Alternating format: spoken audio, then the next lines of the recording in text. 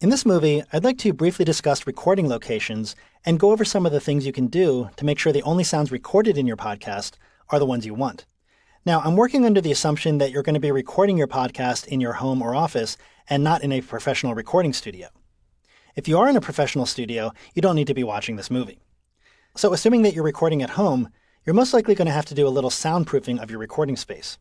You don't want to hear fans or kids screaming or dogs barking in your podcast, unless, of course, you're doing a kids screaming, dog barking, fan buzzing podcast show.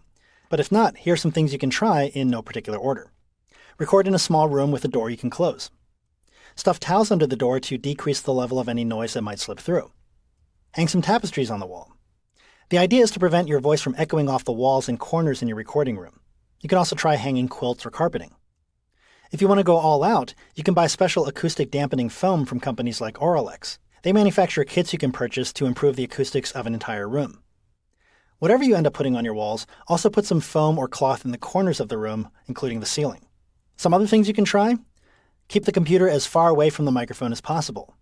Nearly all computers have fans, and you don't want that sound on your recording. The further away the computer is, the more the fan sound will blend into the background. Turn off any other fans or heaters or air conditioners. You don't want the sound of appliances kicking on in the middle of your podcast. If you're in an apartment or a noisy neighborhood, try recording in the early morning or late at night when your neighbors are most likely to be asleep and won't be walking around or making other noise. Now, in the event that some unexpected noise does pop up while you're recording, first immediately stop talking. Make a mental note of what you were talking about, and here's where a written out script can really come in handy. You can just circle the part of the script you were on or scribble a note to yourself, and then wait till the noise is over. Even if it was just the sound of someone dropping a plate or some other short noise, pause for at least 10 to 20 seconds. The reason for the pause is that it'll make it much easier to locate the area that needs to be edited out later when you go to edit your show.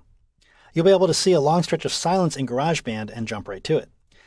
If the unexpected noise hangs around like a neighbor's lawnmower, you'll have to stop recording. Make a note of where you left off and try not to touch any settings on your computer or audio input device. That way, you'll have the exact same settings when you come back later to finish. Of course, these are just some general tips. It could be that the natural noises around you are exactly what you want in your show.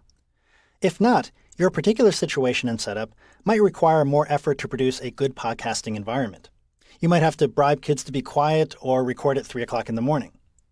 All I can really say is to do your best with what you have and make it work.